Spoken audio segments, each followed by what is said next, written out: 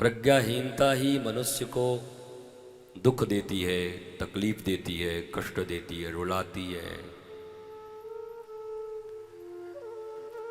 श्री कृष्ण के विरह और प्रेम में रोना भी करोड़ों हंसियों से उत्तम है, परंतु संसार के साधारण वस्तु, रिश्ते, किसी व्यक्ति, इसके लिए रोना, तड़फना, ये तुम्हारे इस मूल्यवान जीवन का ठीक ठीक कहो तो wastage of your life, wastage of your great moments. So be aware. सावधानी बड़ी जरूरी है मेरी प्यारी माताओं। 7 दिनों तक तुमने क्या प्रेम से, हृदय से कथा सुना है। आज तो कंक्लूजन है, इसलिए हम भी मौज में हैं, तुम भी मौज में रहो। भागवत व्यर्थ के चिंतनों से मुक्त करके, या कहो चिंताओं से मुक्त करके, जीवन में अनंत आनंद, प्रेम और शांति देने वाली मुक्ताओं का हार पहना देता है। चिंता मुक्त हो जाओगे और मुक्ताओं के हार जो तुम्हें सदा आनंद, प्रेम और शांति देते रहेंगे, उसके मालिक बन जाओगे। लेकिन बनना चाहो तब। नहीं, हमने एक कथा सुनी थी, राजा के बेटे बड़े उदंड थे, पढ़ते ही नहीं थे। बड़े बड़े ट्यूशन टीचर आए, मास्टर आए, किसी की धोती खोल देते, किसी के चेयर के टांग तोड़ देते, पानी मांगता तो मिर्ची डाल के दे देते, बेचारा भाग जाता, टिकता ही नहीं। खानदानी लड़के थे सब।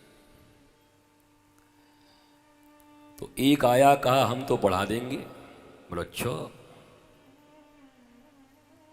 तो आते के साथ कहा, बच्चों तुम्हारे बाप से मैंने पैसा ले लिया है, मुझे सिर्फ पैसा कमाना है, पढ़ाना नहीं है, चलो खेलते हैं। बच्चे बड़े खुश हो गए। बोला वाह, हमारे मन के लायक टीचर मिल गया, ये तो हम भी तो यही चाहते हैं। महाराज वो टीचर लेके चला गया, आम के बागीचे में खेलता, आनंद करता। अंत में टीचर ने कहा, बच्चों ऐसा करो, कितनी प्यारी आम लगी है, गिराओ इसको। डंडे चलाते, पत्थर चलाते, आम गिरता। गुरुजी ने कहा आनंद नहीं आ रहा है। अब तीनों में जीता कौन, ये पता ही नहीं चल रहा है। किसने कितने आम गिराए, कौन कितना बहादुर है, ये तो पता ही नहीं चल रहा। तो कैसे होगा? बोला एक डंडा मारो, गिराओ, दूसरा उठाओ और तीसरा गिन के रखते जाओ, किसके नाम से कितना हुआ। फिर तुम डंडा चलाओ, वो उठाए, वो गिने। 10-5 मिनट तो किए। 5-10 मिनट के बाद जो सबसे छोटा वाला था, उसने कहा, अरे भैया भैया, ये तो ऐसे ही कल के हमें गिनती सिखा देगा, पढ़ा रहा है ये। और फिर तो धोती खोल के मास्टर की जो लुटिया गोल करी। मास्टर ने कहा कि ब्रह्मा विष्णु महेश भी आवेंगे तो तेरे खानदान को नहीं पढ़ा पावेंगे महाराज, ये बने बनाए आए हुए, ये कहाँ से आए, कौन पढ़ावेगा इनको, बताओ। तो जीवन में ऐसी वृत्ति भी हमारे भीतर होती है, क्योंकि व्यक्ति अपने कानों को भौतिक रूप से तो खोल कर रखता है, परंतु प्रज्ञा की दृष्टि से बंद करके रखता है। कान कुछ नहीं सुनता। आपने जीवन में देखा है कि आपका मन उड़ा हुआ हो, बहुत भयंकर कहीं मन उड़ा हुआ हो, और आपके सामने ही कोई कुछ बात कर रहा है, आपको कुछ नहीं सुनाई पड़ता। और बाद में पूछेगा, भाई साहब अभी मैंने 10 रुपया बोला था ना। अरे बोला भैया, हम तो अपने 50 में खोए हुए थे, हमें कहाँ को सुनाई पड़ा, हमारा मन कहीं और था।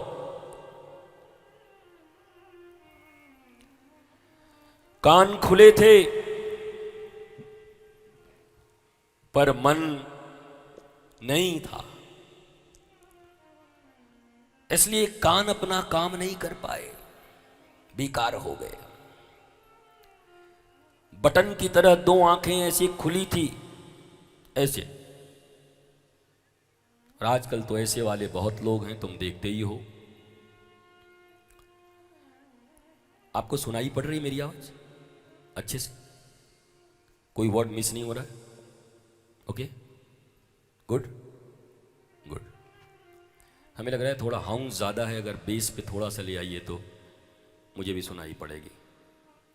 पहले से महत्व को समझना होगा, महिमा को जानना होगा। अक्रूर कूद गए, चरण चिन्हों को प्रणाम किया, रोने लगे। पता नहीं भगवान कृष्ण मुझे पहचानेंगे कि नहीं, पहचानेंगे जरूर। जैसे ही मैं जाऊंगा मुझे प्रणाम करेंगे, काका काका कह के मेरे गले से लिपट जाएंगे, मेरे लिए दूध इत्यादि की व्यवस्था करेंगे। खूब सुंदर सुंदर मनोरथ बना रहे हैं अक्रूर जी।